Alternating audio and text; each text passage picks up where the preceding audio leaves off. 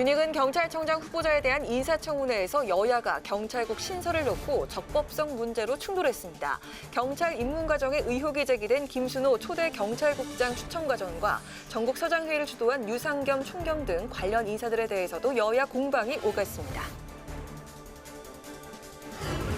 전국이 의결을 하루 앞두고 국민의힘에서 친이준석기로 불리는 당 지도부가 잇따라 사퇴하며 비대위 전환에 힘이 실리고 있습니다. 민주당에선 전당대회 초반 압승을 거둔 이재명 후보가 독주 체제를 고치는 가운데 97 세대를 중심으로 사당화 우려가 제기되고 있습니다. 김진표 국회의장이 첫 해외 순방으로 폴란드와 루마니아를 찾아 원전 세이즈 외교에 나섰습니다. 김 의장은 11조 원 규모의 루마니아 원전 사업에 한국과 미국이 함께 참여하는 삼각 협력을 제안하며 우리 기업의 원전 사업 수주를 요청했습니다. 뉴스앤 파워 인터뷰, 오늘은 국회 교육위원이자 더불어민주당 의제 부대표인 강득구 의원과 함께 최근 논란이 된 만 5세 입학 정책과 박순애 부총리 겸 교육부 장관 사퇴에 대한 입장, 그리고 민주당 전당대회 1, 2차 경선 결과 그 의미에 대해서 들어봅니다.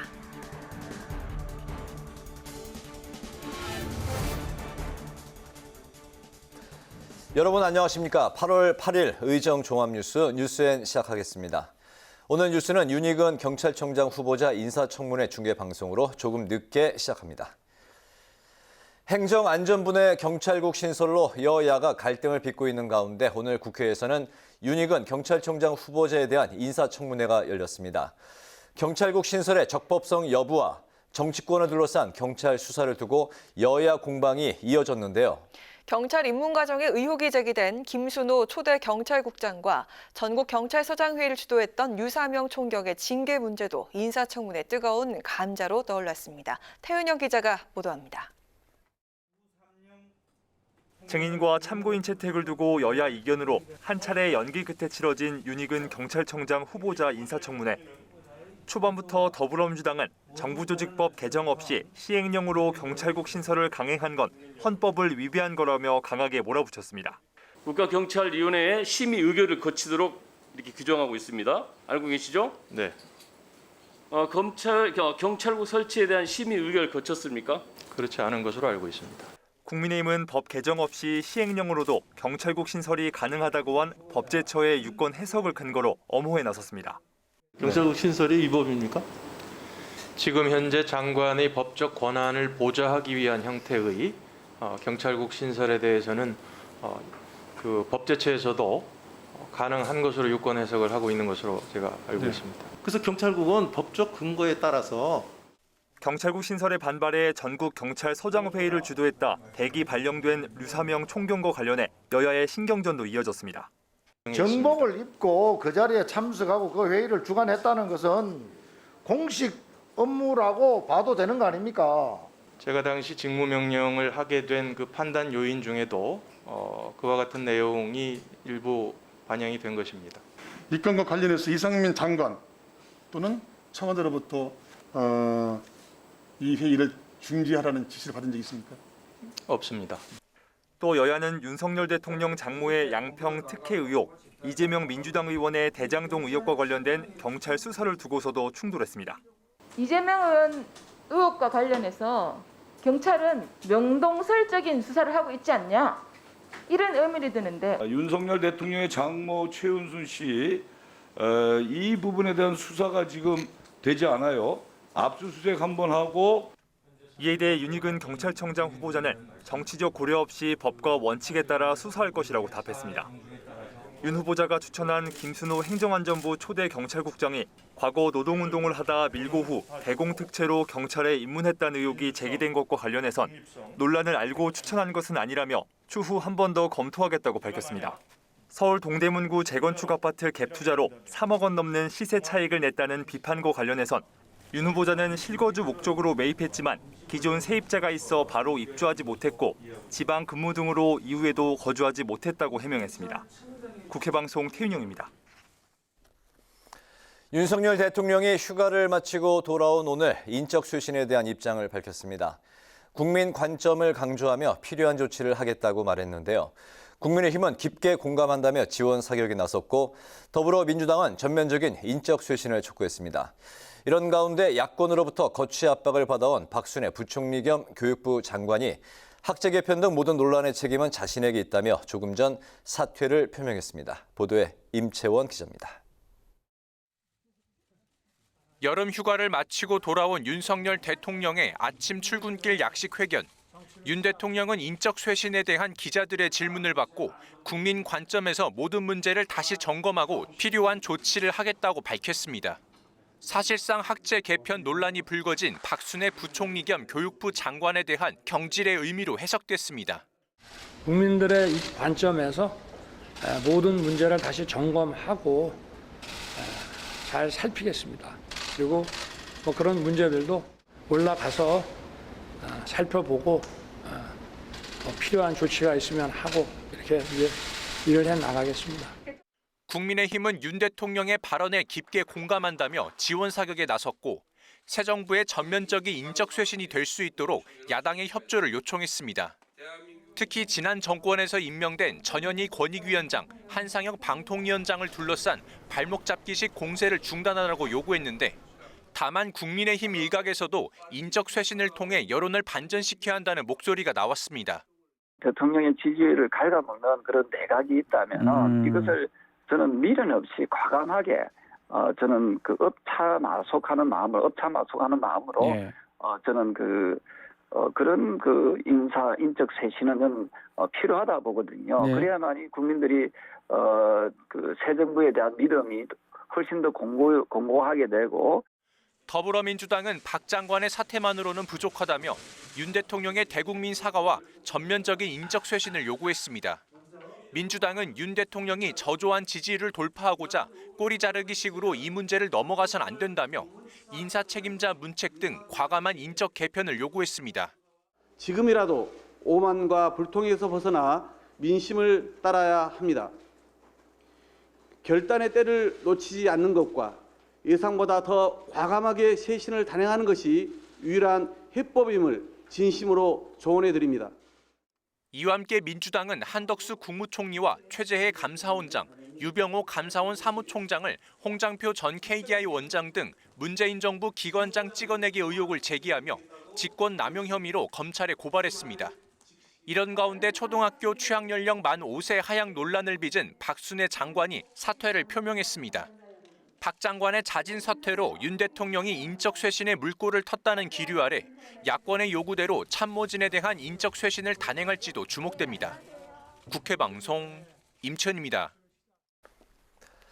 국민의힘은 내일 새 비대위 출범을 앞두고 있는데요. 이에 반발하고 있는 이준석 대표는 가처분 신청을 준비 중인데 이 대표와 가까운 지도부 인사들이 사퇴 의사를 밝히면서 이 대표 입지는 좁아지는 모양새입니다.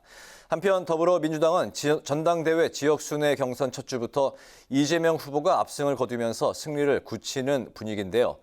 최고위원들도 당선권에 친 이재명계가 대거 포진하면서 친명 지도부 구축이 유력하다는 전망이 나오고 있습니다. 홍혜진 기자의 보도입니다. 국민의힘 이준석 대표 측 인사로 분류되는 정미경 최고위원이 사퇴 의사를 밝혔습니다. 당의 분열 상황을 빨리 수습해야 한다며 비대위에 힘을 실었습니다.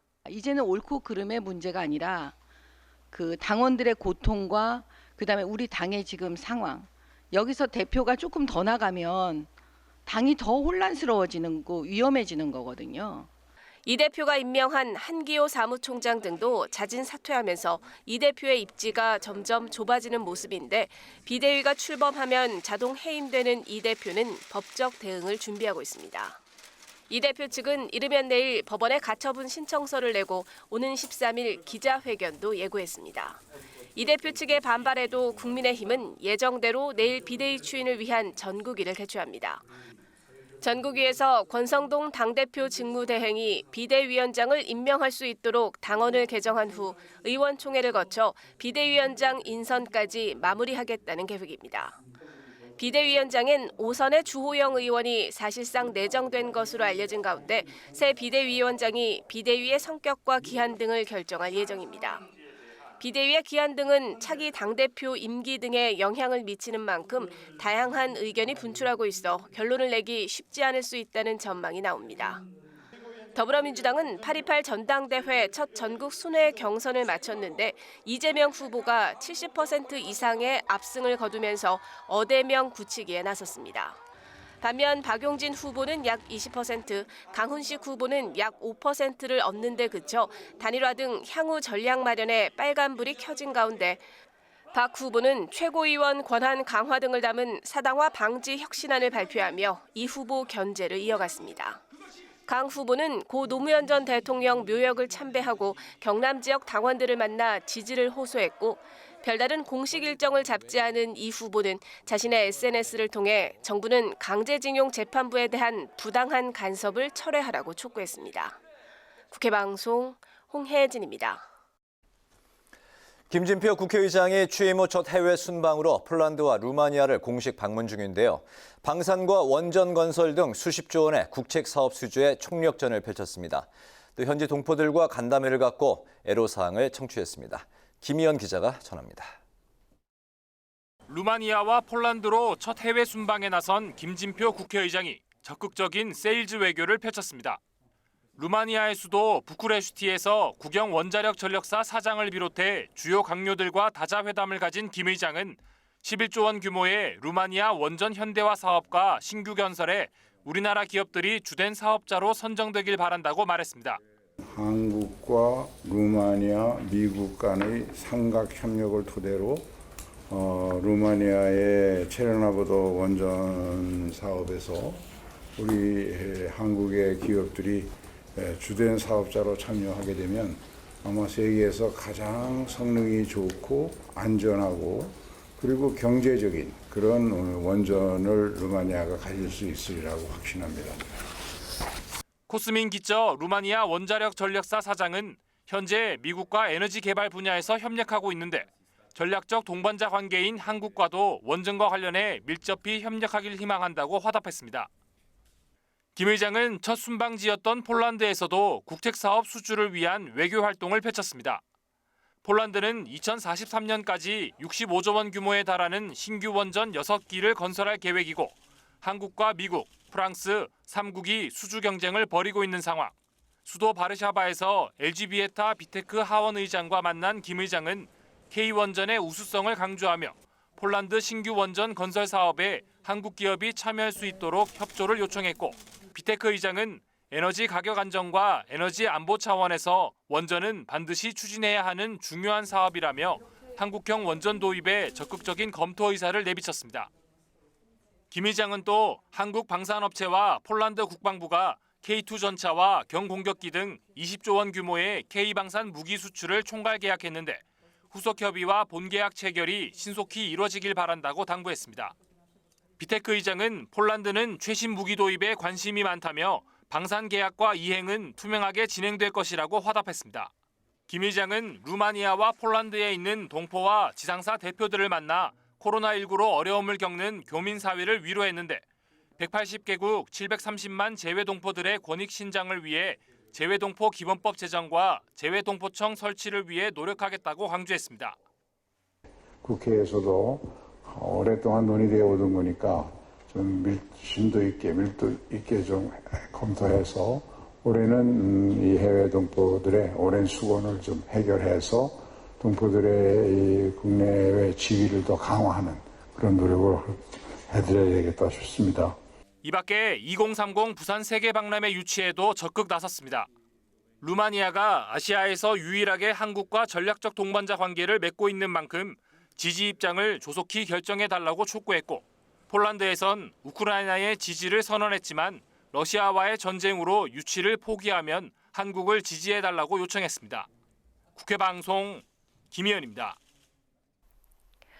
더불어민주당이 김건희 여사 관련 사적 의혹에 대해 이번 주 중 국정조사 요구서를 제출할 예정입니다. 박홍근 원내대표는 오늘 비대위 회의 후 기자들과 만나 대통령실과 관저 이전에 관한 여러 사적 계약과 수주 논란이 있고 대통령실 사적 채용 내용도 계속 제기가 되고 있다며 이같이 밝혔습니다. 앞서 국민의힘은 민주당의 관저공사 수주 의혹 공세에 국가 원수의 업무 공간을 정쟁화하지 말라고 반발했고 대통령실도 억측이라며 국회 운영위에서 설명하겠다고 밝혔습니다. 지난 5일 경기 이천 투석병원 건물 화재로 발생한 간호사와 환자 희생에 정치권이 애도를 표했습니다. 국민의힘은 환자 대피를 돕다 목숨을 잃은 고 현은경 간호사의 고귀한 희생과 헌신을 기억하고 그가 합당한 국가적 예우를 받을 수 있도록 의사자 지정에 최선을 다하겠다고 밝혔습니다. 더불어민주당은 병원처럼 대피가 어려운 사람이 많은 시설에 화재가 발생하면 막대한 인명피해가 발생한다며 정부의 재발방지 대책 마련을 촉구했습니다. 정의당은 모든 의원급 의료시설에 간이 스프링클러와 제연 설비 설치를 의무화하고 법 개정 이전 시설에 대해서도 소급 적용 방안을 마련하겠다며 법 개정과 제도 정비를 약속했습니다.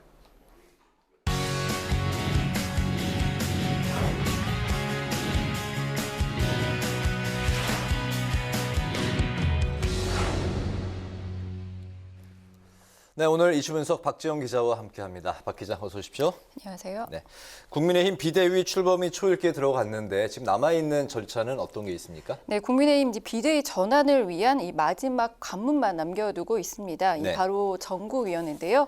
이 전국위는 내일 열립니다. 내일 전국위는 오전 9시 온라인으로 진행이 되는데요. 이 비대위 체제 전환 추인과 이 비대위원장 임명 권한을 이 당대표 직무대행까지 확대하는, 그러니까 이제 권성동 이 직무대행 도 비대위원장을 임명할 수 있도록 하는 이 당원 개정안을 상정해서 의결할 예정입니다. 네. 당원 개정안이 통과되면 국민의힘은 오후 2시에 의원총회를 열어서 비대위원장 인선에 대한 당의 의견을 모으고요. 곧바로 전국위에서 비대위원장 임명안도 처리할 예정입니다.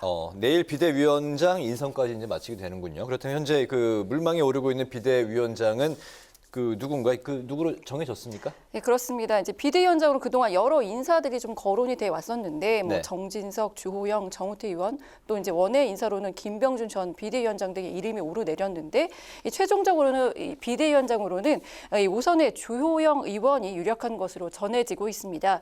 권성동 대표 직무대행이 이 당내 의견을 수렴해 주 의원에게 비대위원장직을 제안을 했고, 주 의원이 이를 수락한 것으로 알려졌는데요. 주 의원 이 비교적 개파색이 였고, 이 원내대표와 당대표 권한 대행을 역임하는 등 이 경험이 많아 적임자라는 평가가 나오고 있습니다. 다만 이 비대위가 출범하더라도 이 갈등의 불씨는 여전히 남아있는 상황인데요. 이 비대위 성격과 활동 기간 등 아무것도 정해진 게 없기 때문입니다. 이 혁신형 비대위로 갈 것이냐, 이 관리형 비대위로 갈 것이냐 의견이 갈리고 있는데요. 이 혁신형 비대위에 힘을 실는 쪽은 이 정기국회까지는 비대위로 가고, 새 대표 선출을 위한 전당대회는 내년 초에나 가능하다는 입장인 반면에 이 차기 당권 주자로 꼽히는 김기현, 안철수 의원 등은 관리형 비대위가 적합하다는 의견을 내고 있습니다. 비대위가 9월이나 10월 조기 전당대회 개최를 준비하는 역할에 집중을 해야 한다는 주장인데요. 비대위는 출범하자마자 이런 비대위 면면을 어떻게 구성할지가 최대 쟁점이 될 것으로 전망이 되고 있습니다. 네, 주호영 의원 이제 본인은 기간과 이제 권한을 좀 확대해달라 이렇게 이제 네. 요구하고 있는 입장인 것 같습니다. 비대위 출범에 이제 반발하고 있는 이준석 대표 측의 움직임은 어떤지 궁금한데 지금 법적 대응을 예고하고 있는 상황인가요? 그렇습니다. 이제 먼저 이 친이준석계로 분류되는 당 지도부도 이 당의 비대위 전환에 협조하는 모습을 보이고 있습니다. 네. 오늘 이 정미경 최고위원 사퇴했고요. 또 여기에 한기호 사무총장과 이 홍철호 전략기획부총장 등 이 대표 측 주요 인사들이 줄줄이 사퇴를 했습니다. 비대위 출범이 이 기정사실화된 상황에서 이 대표의 대응에 동참하는데 부담을 느낀 것이라는 분석이 나오고 있는데요. 이런 가운데 오늘 13일 이준석 대표는 기자회견을 예고했습니다. 이 당원권 정지 6개월이란 징계부터 이 비대위 출범 등에 대한 입장을 밝힐 것으로 예상이 되는데요. 또 이 대표는 또 이 법률 대리인을 통해 가처분 신청서 초안 마련에 착수한 것으로도 알려졌습니다. 비대위의 의결에 효력 정지, 비대위원장 직무 정지 등을 이 가처분 대상 신청 대상에 올려놓고 검토 중인 것으로 전해지고 있습니다. 이 대표 이 같은 이런 강경 대응을 통해서 자신의 이 정치적 영향력 확대를 도모할 것이라는 전망이 나오고 있고요. 이 대표가 이렇게 이제 비윤계 구심점으로 떠오르는 가능성도 제기가 되면서 이 비윤계를 중심으로 이 신당 창당설도 거론이 되고 있지만 가능성이 낮다는 분석이 나오고 있습니다. 네, 친 이준석계로 분류되고 있는 인사 중에는 김용태 최고 이제 혼자 남게 된 상황인가요? 그렇습니다. 그렇군요. 이번에 그 더불어민주당 전당대회 소식도 짚어보겠습니다. 지난 주말부터 지역 순회 경선이 시작이 됐는데 먼저 경선 결과부터 전해주실까요? 네, 이재명 후보의 압승이었습니다. 지난 토요일 첫 경선지인 강원 그리고 대구, 경북에 이어서 어제 제주, 인천에서도 이재명 후보 이 경쟁 주자들을 큰 격차로 따돌리면서 대세론을 입증을 했는데요. 이재명 후보의 누적 득표율은 74.15%, 이 박용진 후보는 20.88%, 이 강훈식 후보는 4.98%로 집계가 됐습니다. 선두를 달리고 있는 이 이재명 후보와 그 뒤를 쫓는 박용진 후보, 이 50%가 이게 넘는 격차인데 네. 아직 이렇게 뭐 순회 경선이 많이 남아 있긴 하지만요. 경선 초반 이재명 후보의 압도적인 당심 지지를 확인했다고 볼 수 있을 것 같습니다. 네, 이재명 후보가 이제 워낙 크게 지금 앞서 나가고 있는 상황인데 전당대회 전체 그 남은 판세에 영향을 미칠 만한 변수가 있을까요? 이제 박용진, 이 강훈식 후보의 단일화가 남아 있긴 하지만요. 이 네. 판세에 영향을 미칠 만큼 주요 변수가 될지는 미지수입니다. 먼저 이 박용진, 강훈식 두 후보의 단일화에 대한 인식차가 여전한데요. 이 박용진 후보는 단일화를 서둘러야 한다는 입장인 반면에 이 강훈식 후보는 이 반명 연대의 이 회의적인 입장을 보이면서 좀 선을 긋고 있는 모습입니다. 여기에 이 앞서 이 말씀드린 대로 이 득표율 격차가 상당해서 단일화를 하더라도 이재명 대세 기류를 꺾을 수 있겠느냐는 이런 의문도 제기가 되고 있는 상황입니다. 그렇군요. 그런가 하면 이제 이재명 후보가 이제 당 대표가 될 가능성을 염두에 두고 당원을 이제 개정하자 그런 이제 추진 움직임에 대한 논란도 일고 있다고요. 그렇습니다. 이제 당원 제80조에 대한 개정 요구인데요. 네. 이 당원 제80조 어떤 내용인가 하면요. 이제 보시다시피 이 부정부패 혐의로 기소된 이 당직자의 직무를 정지한다는 내용입니다. 이 조항을 삭제하거나 수정을 해야 한다는 요구인데요. 이유는 윤석열 정부에서 야당 의원에 대한 무차별한 기소가 진행될 수 있어서 개정이 꼭 필요하다는 겁니다. 하지만 이 당대표 당선이 유력한 이재명 의원을 지키기 위한 것 아니냐, 즉 이재명 방탄 당원 개정이라는 비판도 나오고 있는데요. 이재명 후보 이 부인 김혜경 씨의 법인카드 의혹, 대장동 의혹, 또 변호사비 대납 의혹 등 여러 의혹들이 수사 선상에 올라 있기 때문에 이 의원이 당대표가 된 뒤 기소가 돼도 이 직무가 정지되는 일이 없도록 하려는 게 진짜 목적이 아니냐는 의심의 눈초리를 보내고 있는 겁니다. 당원 제80조 개정 요구, 이 민주당 온라인 당원 청원 게시판에 올라온 지 나흘 만에 이 의무 답변 요건인 5만 명의 동의를 돌파한 상황인데요. 이 민주당 지도부가 어떤 답변을 내놓다 하더라도 이 논란은 좀 불가피할 전망입니다. 그렇군요. 여야 모두 그 당원 개정으로 그 논란을 또 이제 빚고 있는 그런 상황이 됐네요. 그렇습니다. 네, 그렇군요. 오늘 이슈 분석은 박지영 기자와 함께했습니다. 박지영 기자 수고했습니다.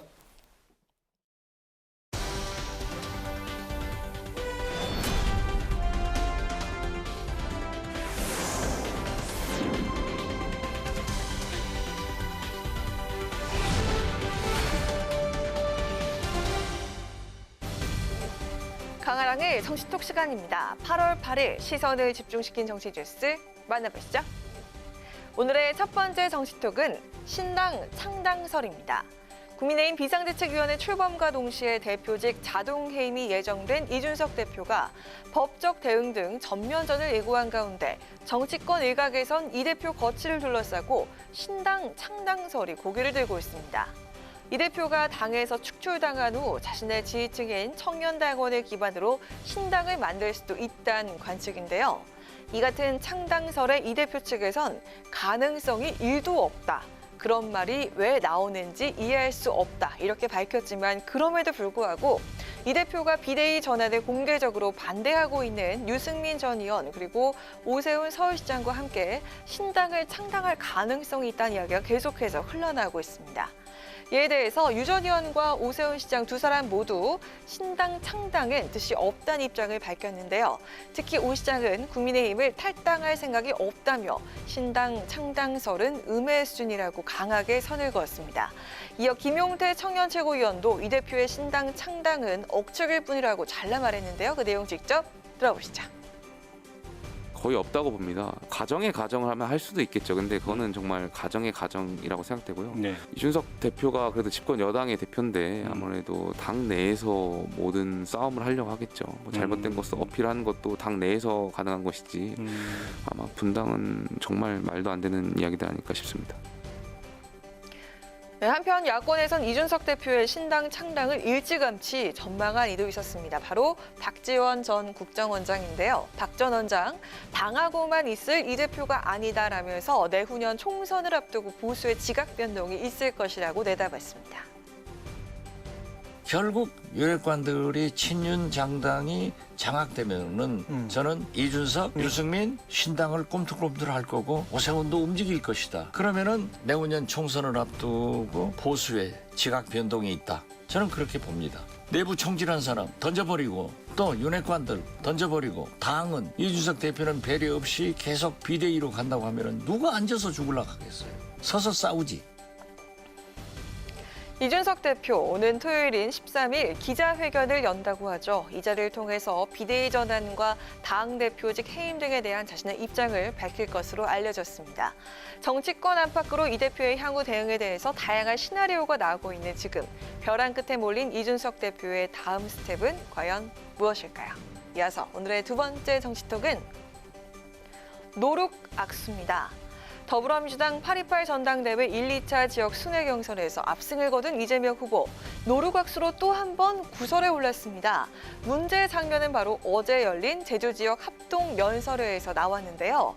박용진 후보가 정견 발표를 마치고 단상을 내려간 뒤 앞에 앉아있던 이재명 후보와 강훈식 후보에게 악수를 청하자 이 후보는 오른손으로 악수를 이렇게 하면서도 시선은 왼손에 든 휴대전화만을 응시하는 모습이 포착이 됐습니다.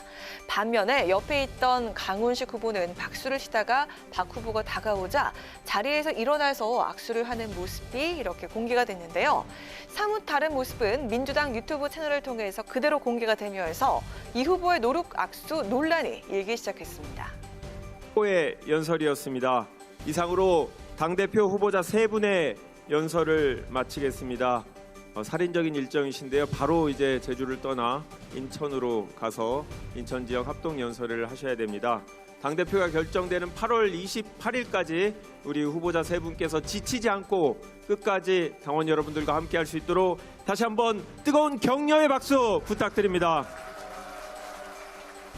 이재명 후보의 노루각수를 놓고 정치권에선 전당대회 내내 선거 패배에 책임론을 띄운 박 후보에 대한 이 후보의 불편한 심기가 드러난 게 아니냐는 추측이 나오고 있습니다. 박 후보는 이전에도 이 후보를 두고 제기된 인천 개항을 셀프 공천 논란을 지적해왔는데요. 제주 지역 합동 연설회가 진행된 이날도 정견 발표를 통해서 지난 대선과 지방선거의 패배 책임을 당 대표로서 지겠다는 이 후보의 입장은 궤변이자 변명일 뿐이라고 강도 높게 비판하기도 했습니다. 노루각수의 당사자인 박용진 후보는 안 쳐다보시더라 심기가 불편하실 수도 있지만 아마 무슨 중요한 검색을 하고 계시지 않았을까 그런 생각을 해본다는 입장을 밝혔고요. 당 내에선 이재명 후보의 언행 논란이 이번이 처음이 아닌 만큼 이 후보가 이번 일을 계기로 보다 신중한 태도를 갖춰야 한다는 지적도 나오고 있습니다. 사소한 행동 하나하나가 그 사람의 인성을 말해준다고 하죠. 일각에선 어대명이란 구호에 너무 심취한 것 아니냐 이런 비판도 있습니다. 어대명, 확대명을 떠나서 올바른 정치 지도자가 되기 위해선 무엇보다 언어와 행동을 신중해야 한다는 사실 잊지 말아야 하지 않을까요? 지금까지 강아랑의 정치톡이었습니다.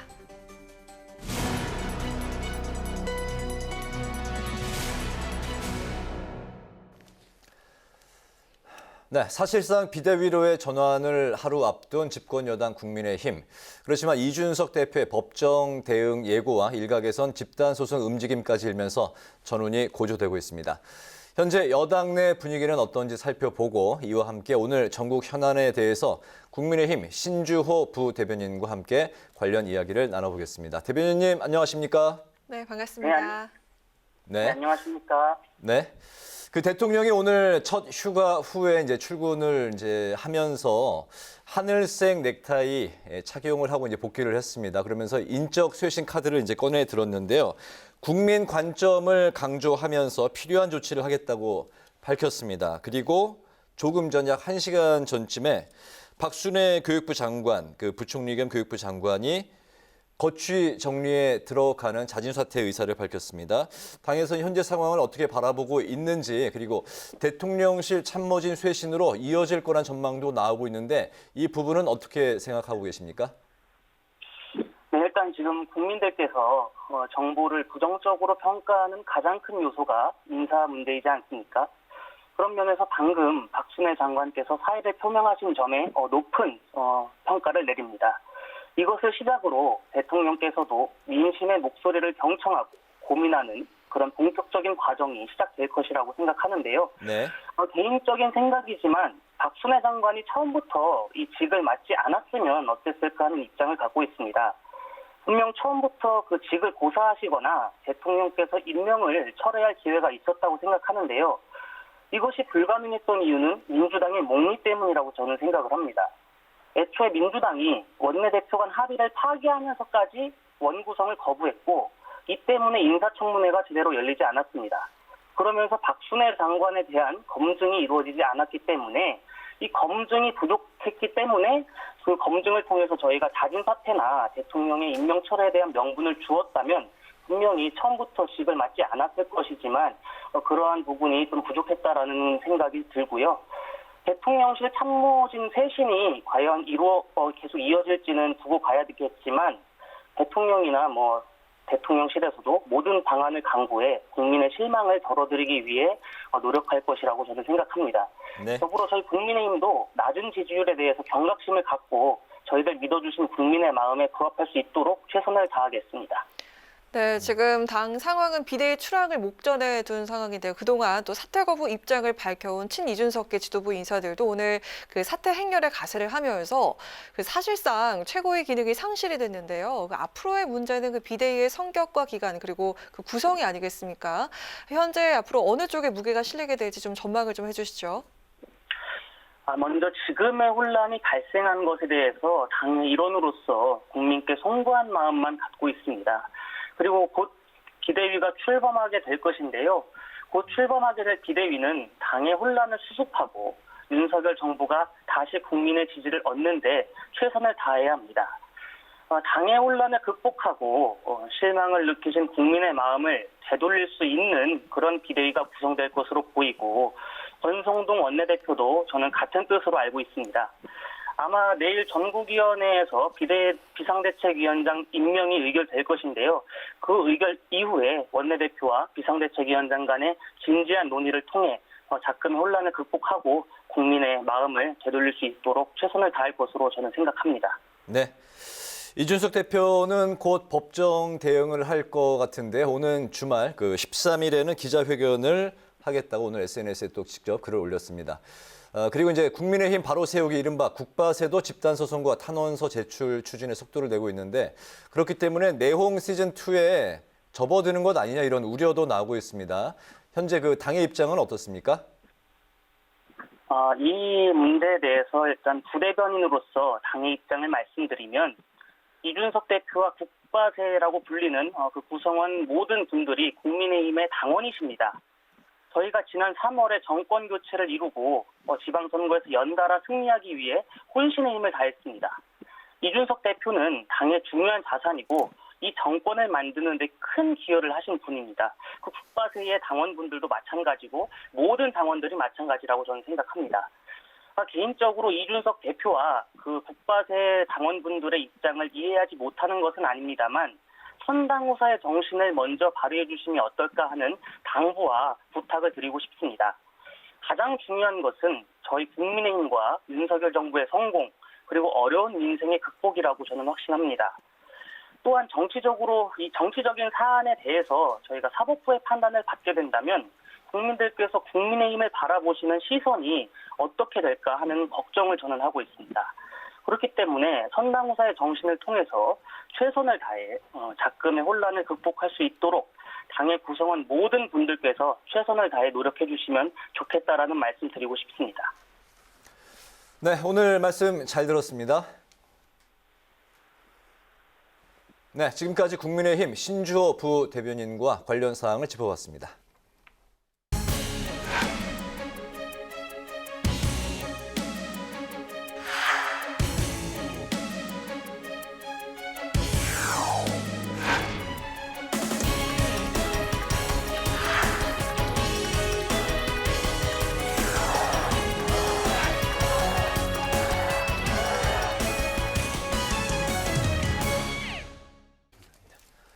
네, 이번 시간은 뉴스앤 파워 인터뷰 코너입니다. 초등학교 입학 연령을 만 5세로 1살 낮추는 정책으로 논란을 빚어왔던 박순애 부총리 겸 교육부 장관, 취임 한 달 만에 사실상 경질이 됐습니다. 그렇지만 교육부가 만 5세 입학을 계획대로 공론화하겠다는 의지를 밝혀 논란이 잦아들지 않고 있는데요. 오늘은 국회 교육위원이자 더불어민주당 의제 부대표인 강덕구 의원과 관련 사항을 짚어보도록 하겠습니다. 안녕하십니까? 예, 안녕하세요. 네. 예, 오랜만입니다. 한 1년 만에 뵙는 것 같습니다. 예, 거의 1년 된 것 같습니다. 네, 건강이 잘 계셨죠? 좀 힘듭니다. 그러시군요. 예. 힘든데 나와주셔서 대단히 감사드립니다. 예. 예. 바로 이제 질문 드리겠습니다. 그동안 이제 논란을 빚어왔던 사회부총리 겸 교육부 장관 박순애 장관이 약 1시간 전에 자진 사퇴 의사를 밝혔습니다. 그 대통령이 오늘 그 국민 관점의 눈높이를 강조했기 때문에 예. 좀 예견된 그런 이제 전망이 많이 나온 상황이었는데 그 사퇴의 변으로 학제 개편 등 모든 관련 책임은 자신에게 있고 자신의 불찰이다 이렇게 짧게 기자회견을 마치고 이제 퇴장을 했습니다.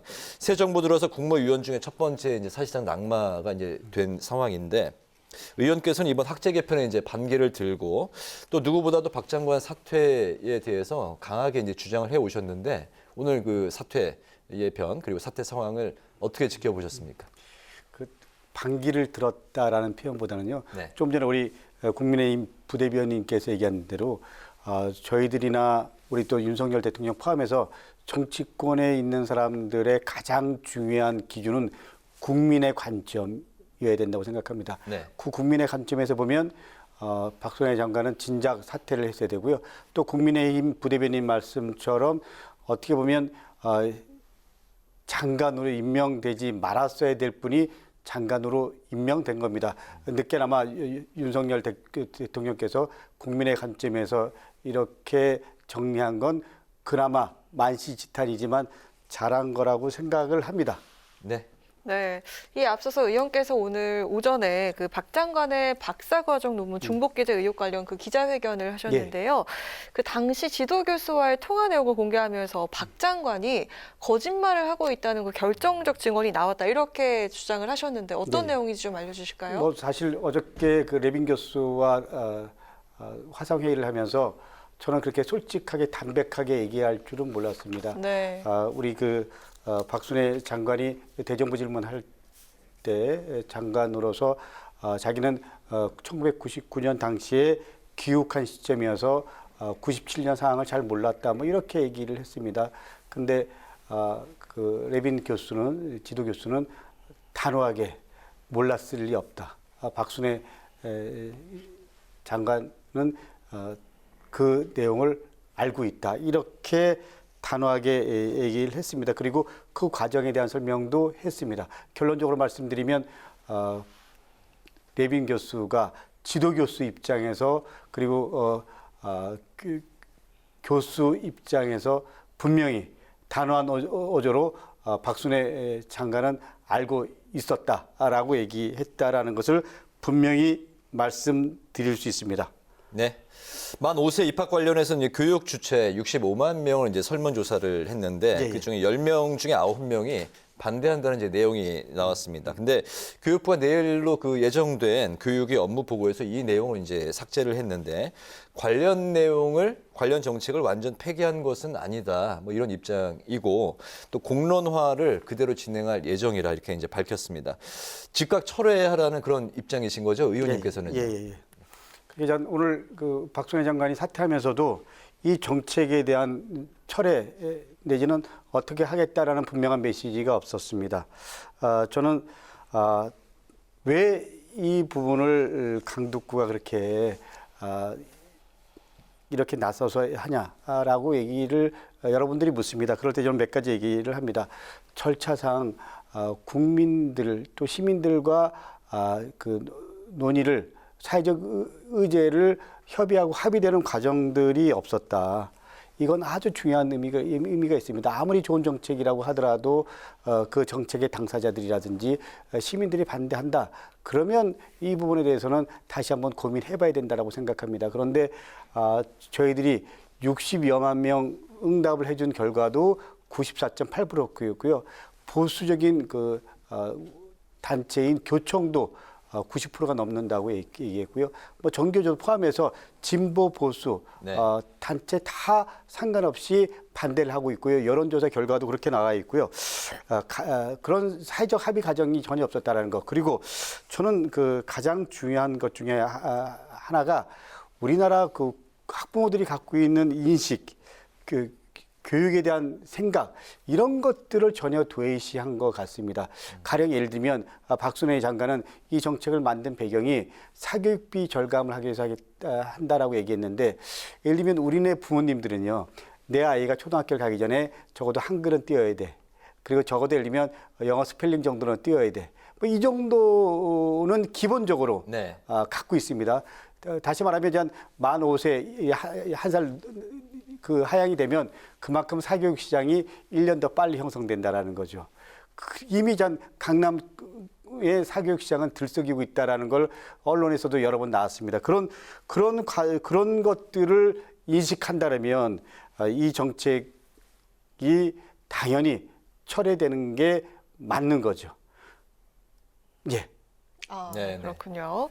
자, 앞서 이 정부의 입장은 이렇습니다. 만 5세 입학에 대해서 질 좋은 교육을 적기에 모두가 동등하게 제공하기 위함이다. 그리고 부모 부담을 경감시키는 데도 하나의 목표다. 이렇게 취지를 꺼냈고요. 그리고 돌봄 공백에 대한 그것 또한 없게끔 보장에 나서겠다는 입장인데 앞서서 이거 만 5세 입학 이전에 사교육이 심해질 거다라는 입장을 보여주셨는데 또 정책에 대해서도 여쭙고 싶고요. 또 일각에서는 우리 아이들, 요즘 아이들이 지적 발달 수준이 굉장히 높습니다. 그래서 충분히 교육 과정을 따라갈 수 있을 것이다. 이런 일각의 주장도 있거든요. 어떻게 생각을 하시는지 그 일부 아이들이 예를 들면 지적 수준이 높다. 저는 다양한 시각들이 있을 수 있다라고 생각을 합니다. 네. 근데 그런 다양한 이 시각, 다양한 경험치가 있죠. 그렇지만 특정한 경험치를 모든 것으로 다 적용하는 것은 맞지 않다라고 생각을 합니다. 저는 충분한 연구 그리고 그것을 기반으로 한 데이터를 근거로 해서 정책을 만들어야 된다라고 생각을 합니다. 그렇기 때문에 그래야지 정책의 리스크를 최소화할 수 있다라고 생각합니다. 그런 입장에서 보면은 예를 들면 소수의 의견은 존중하나 그런 것들이 데이터를 기반으로 해서 여러 전문가들의 얘기를 들었을 때 정책의 리스크가 너무 크다라는 겁니다. 그리고 다른 분야도 아니고 교육에 대한 부분은 한 아이의 삶을 전생이라는 입장에서 보면 좌지우지할 수 있다라는 걸 생각하면 좀 더 데이터를 중심으로 또 좀 더 보수적으로 접근해야 된다라는 게 대체적인 교육학자들의 일치된 견해고 생각입니다. 이런 부분에 대한 고민들이 부족했다, 없었다. 저는 무슨 다른 의도가 있지 않았냐 이런 생각을 여전히 지울 수 없습니다.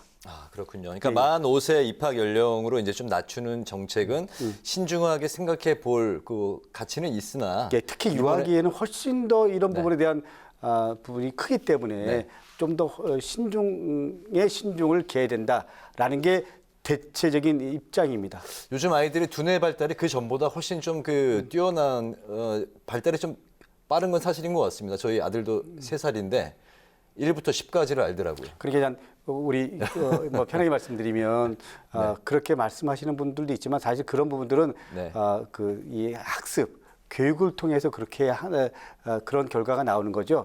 그게 예를 들면 그 결과가 예를 들면 아이들이 학습 능력이 그만큼 좋아졌다. 이렇게 얘기하는 거에 대해서 대체적인 유아학자들은 동의하지 않습니다.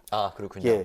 좀 우리 아나운서님한테 좀 미안한 얘기일 수 있지만 실제로 그만큼 사모님이 아이들에 대한 교육에 대한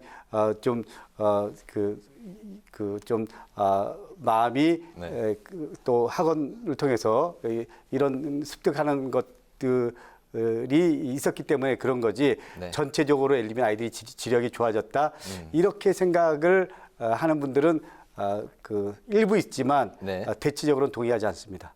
그리고 유아기 때는 놀아야 된다. 많이 놀게 해야지 길게 보면 그것이 아이들 성장 발달에 훨씬 더 도움이 된다.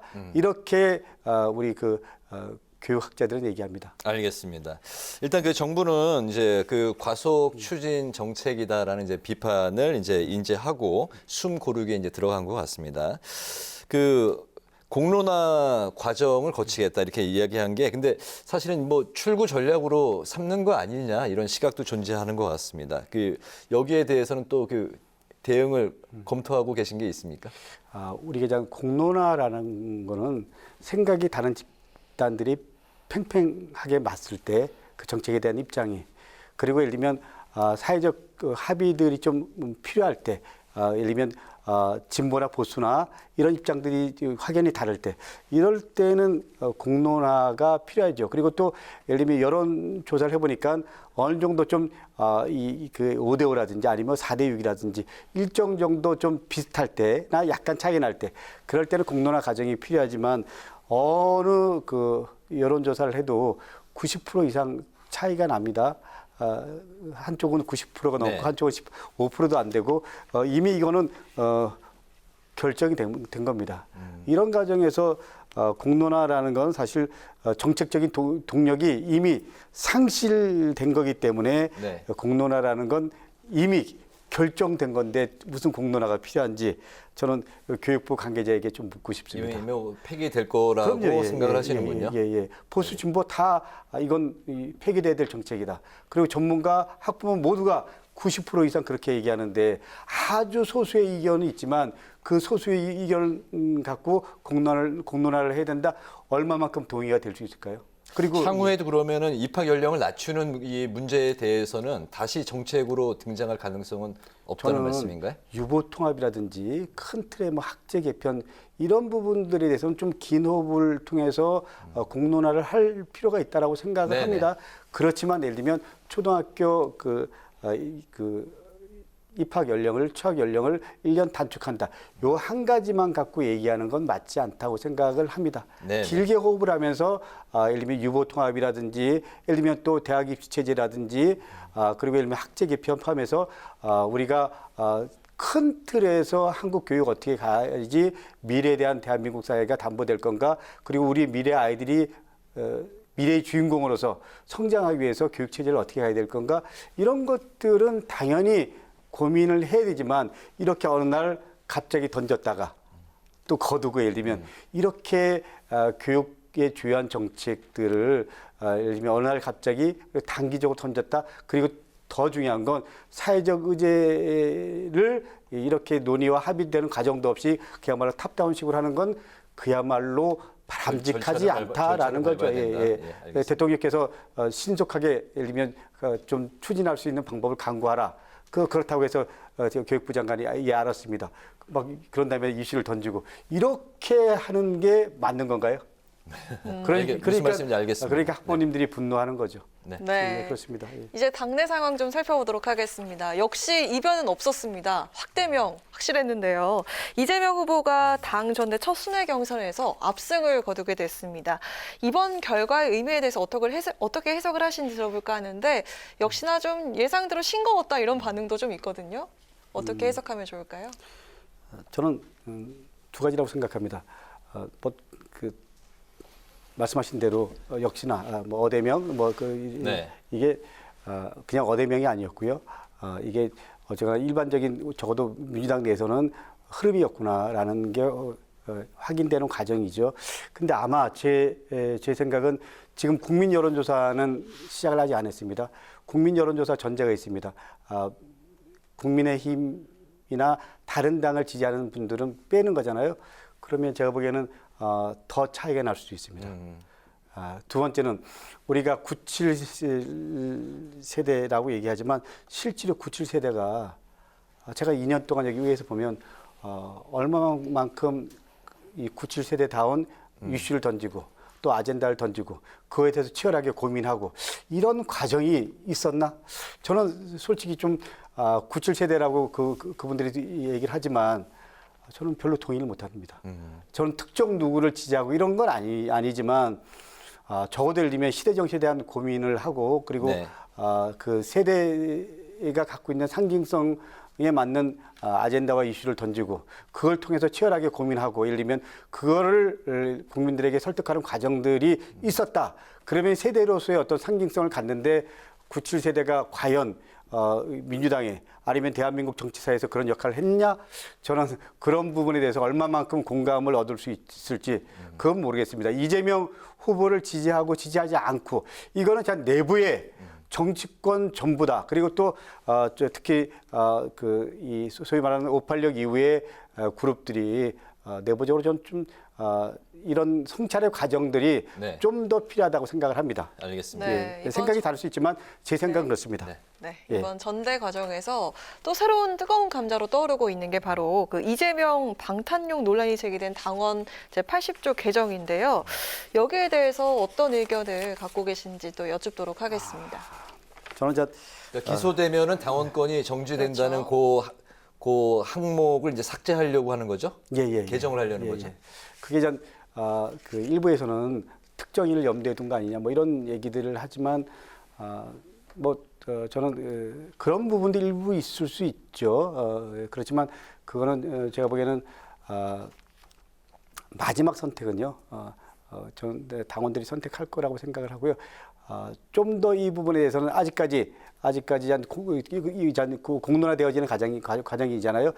지켜볼 필요가 있다라고 생각을 하는데 박용진 의원은 이재명 후보의 방탄용 이 아니냐 뭐 이런 언급을 했고 그리고 그 강훈식 의원은 시점상 충분히 그런 논란이 제기될 그런 여지가 있다라고 얘기를 했는데 저는 이 부분은 좀 더 봐야 될 것 같습니다. 좀 더. 예.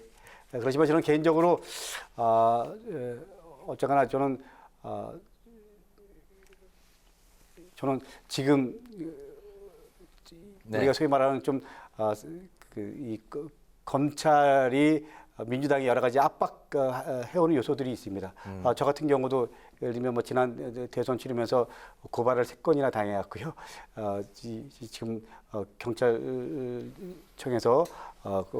관련된 조사를 받으러 오라고 하고 이런 여러 가지 저는 압박들이 있습니다. 네, 이런 야당 탄압이 우려되는 상황에서 여당일 때와 야당일 때는 확연히 또 다릅니다. 그리고 또 윤석열 대통령이 검찰 중심으로 사고하고 이런 입장에서 또 나름대로 좀 우려되는 부분도 있고요. 그래서 이런 부분에 대한 마지막 선택은 당원과 우리 당을 지지하는 분들의 판단이 제일 중요하다고 생각합니다. 네, 그 마지막 선택이 이제 8월 28일이니까 전당대회 이제 정확히 20일 남았네요. 그렇죠. 그 민주당 이제 의제 부대표이시고 국회 이제 교육위원이신데요. 올 한 해 이제 의원님의 의정 활동 계획 그리고 목표를 여쭙고 마무리를 할까요? 예, 저는 편하게 말씀드리면 2년 끝난 다음에 반성을 많이 했습니다. 첫 번째 반성은 제가 경기도 도의원을 3선을 했는데요.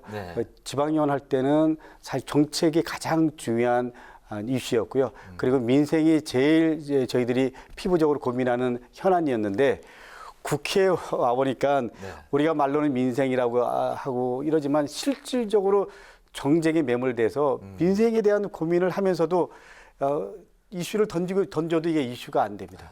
도의원 때가 훨씬 더 민생을 많이 챙기셨군요. 그래서 저는 요새 와서 전 고민하는 게 공존의 정치를 할 수 없을까. 예를 들면 국민의힘도 좋은 정책을 내고요.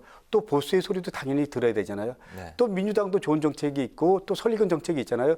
민주당이 상대적으로 진보적이지만 진보적이라고 해서 항상 좋은 건 아니잖아요. 저는 보수와 진보가 보수가 좀 공존할 수 있는 길은 없을까.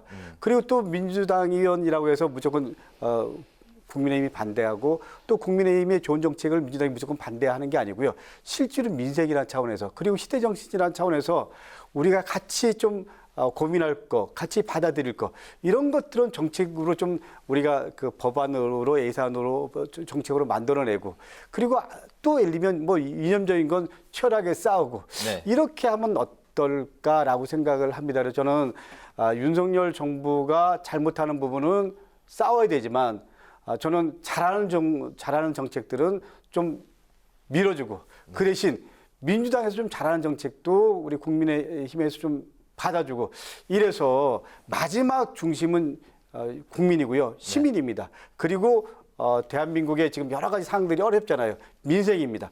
이런 입장에서 좀 공존의 정치, 상생의 정치, 싸울 건 싸우더라도 이렇게 생각을 하고 싶은데 이게 참 잘 안 됩니다. 그런 부분에 대한 고민과 그런 자괴감이 늘 있습니다. 알겠습니다. 네. 그 민생만큼은 여야 할 것 없이 협치를 하자. 그 말씀을 작년에도 가슴으로 말씀하셨던 게 굉장히 기억에 많이 남는데요. 올해도 역시 그 인상적으로 오랫동안 남을 것 같습니다. 예, 말씀 잘 들었습니다. 감사합니다. 오늘 네, 오늘 뉴스앤 파워 인터뷰 이제 마칠 시간이 됐는데 오늘은 만 5세 입학 정책 그리고 박순애 교육부 장관 사퇴, 민주당 전당대회 1, 2차 경선 결과를 중심으로 지금까지 더불어민주당의 강덕구 의원과 함께했습니다. 말씀 잘 들었습니다. 고맙습니다. 감사합니다. 고맙습니다. 감사합니다. 내일도 중부지방에 요란한 비가 이어지겠고요. 남부지방은 찜통더위가 이어지겠습니다.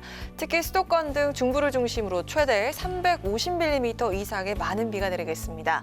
남부와 제주도는 최대 36도까지 오르는 등 무더위가 이어지겠습니다. 모레까지 중부지방에 큰 비가 내리겠습니다. 피해 없도록 각별히 유의하셔야겠습니다. 네, 오늘 뉴스에는 여기서 마치겠습니다. 시청해주신 여러분 고맙습니다.